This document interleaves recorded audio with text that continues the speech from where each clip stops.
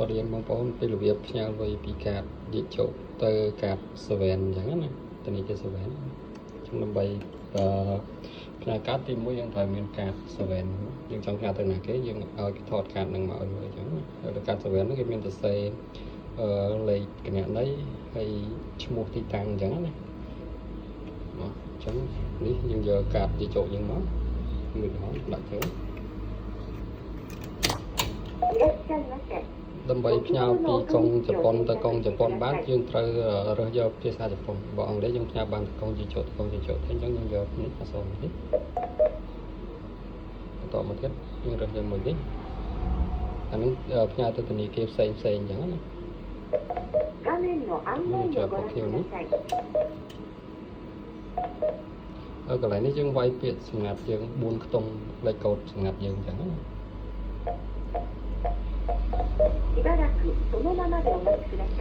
បន្តមកនេះមានឈ្មោះធនាគារផ្សេងៗដែលយើងចង់ផ្ញើទៅអញ្ចឹងណាអញ្ចឹង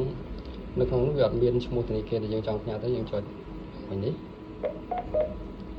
កន្លែងនេះគេឲ្យមានឈ្មោះទៀតអញ្ចឹង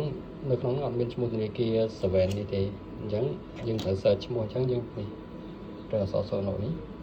ចុចមកបន្តមកធនាគារ7យើងវាឈ្មោះ7អញ្ចឹងវាផ្ដើមចេញដោយអក្សរសេ7អញ្ចឹងយើងចុចអក្សរសេនេះមកបាទតើយើងឃើញឈ្មោះអក្សរសេនេះមានមួយនេះ7នេះធនាគារនេះអញ្ចឹងយើងយកពាក្យ7គីងកូនបន្ទាប់មកទៀតកន្លែងនេះគេឲ្យយើងរើសទីតាំងហ្នឹងនៅលើធនាគារ7ហ្នឹងមានកន្លែងនេះទីតាំងអញ្ចឹងផ្ដើមដោយអក្សរឈីអញ្ចឹងមើលកន្លែងនេះអក្សរឈីអញ្ចឹងមើលអក្សរឈីដែរនេះចុចឈីតោះមកនេះគឺឃើញមានឈ្មោះទីតាំងអញ្ចឹងយើងទៀងទាត់មើលលេខកូដលេខឈ្មោះទីតាំងហ្នឹងដូចគ្នាហ្នឹងជារីពើយូជ្រីពើនៅមាត់អក្សរចាអញ្ចឹងនឹងត្រូវហើយបន្ទាប់មកកន្លែងនេះគេឲ្យយើងរើសតើយើងចង់ផ្ញើជាលក្ខណៈអីយ៉ាងនេះឥឡូវនេះធម្មតានេះរបៀបផ្ញើទៅអានេះផ្ញើធម្មតានេះផ្ញើឲ្យຕົកសិនហើយលក្ខណៈអន្សមអីចឹងណាអញ្ចឹងបើយើងផ្ញើជាលក្ខណៈធម្មតាយើងយកលើមកបន្ទាប់មកនេះលេខកងធនាគារដែលយើងចង់ផ្ញើទៅ7ហ្នឹងនេះលេខ7ខ្ទង់ចាប់ពី38ដល់88អញ្ចឹងខ្ញុំវាយលេខហ្នឹងចូល38 04口座番号を入力し最後に確認をしてください0088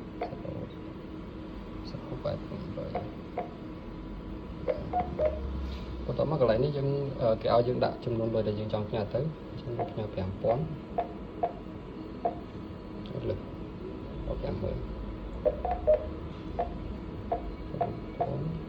បាទបន្ទាប់ពីយើងកំណត់ចំណុចយើងចុចជេនបាទយើងផ្ញើ 5000 ជេនតបមកចុចសុខភាពនេះបាទនេះ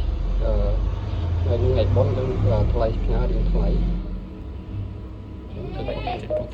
កន្លែងនេះឈ្មោះកាតយើងផ្ញើទៅអញ្ចឹងណាអានឹងឈ្មោះកាតយើងហើយបន្ទាប់មកយើងចុចយកអាប៊ូតុងខាងក្រោមពណ៌លឿងហ្នឹងហើយកន្លែងនេះគេឲ្យយើងសរសេរឈ្មោះអានេះខ្ញុំសរសេរហើយដោយសារវីដេអូកាត់អញ្ចឹងសរសេរឈ្មោះអ្នកដែលយើងចង់ផ្ញើទៅដាក់ឈ្មោះអីឈ្មោះហ្នឹងអត់សូវសំខាន់ទេយើងចង់សរសេរឈ្មោះអីក៏បានដែរអញ្ចឹងណាឈ្មោះយើងក៏បានឈ្មោះកាតផ្ញើទៅក៏បានហើយសម្រាប់លេខទូរស័ព្ទនេះអត់សំខាន់ដូចនេះយើងវាយចិត្តតែវាយទៅដាក់បើយើងមានយើងវាយលេខខ្លួនឯងទៅប៉ុន្តែបើសិនយើងអត់មានទេយើងវាយតែលេខអីចោលក៏បានដែរកន្លែងសំខាន់កន្លែងនេះកន្លែងបន្ទាប់ពីយើងវាយលេខទូរស័ព្ទហ្នឹងហើយវានឹងចេញឈ្មោះកាតនឹងមកម្ដងទៀតបញ្ជាក់ថាកាតនឹងឈ្មោះនឹងអញ្ចឹងណាអញ្ចឹងបន្ទាប់ពីយើងផ្ទៀងផ្ទាត់ត្រូវហើយចំនួនលុយអីត្រូវហើយចាំយើងចុចពណ៌ខៀវនឹងអញ្ចឹងណាបន្ទាប់យើងចុចពណ៌ខៀវយើងចុចសៀវនឹងមកយើងចាំវាបន្តិចយើងចុចពណ៌ខៀវនឹងមួយទៀតមកបន្ទាប់មកវាចេញវិក័យប័ត្រនឹងមកអញ្ចឹងនេះវិក័យប័ត្រហ្នឹងយើងថតផ្ញើទៅអ្នកដែលយើងចង់ផ្ញើទៅនឹងទៅបានហើយអញ្ចឹងណា